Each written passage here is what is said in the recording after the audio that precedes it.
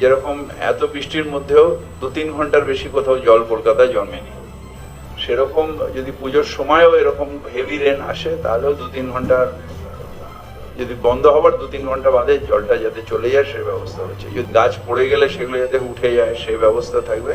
এগুলো সব অনটো থাকবে। কালকে একটা আমরা বুকলেটও পাবলিশ করেছি এমার্জেন্সি সার্ভিসগুলোর মধ্যে দিয়ে, সেটা লোকের কাছে থাকলে আমাদের যোগাযোগ করতে সুবিধা হয়। আমাদের রোডস ডিপার্টমেন্ট একটা নতুন যে টেকনিক নিয়ে এসছে সেটা হচ্ছে প্লাস্টিক রোড।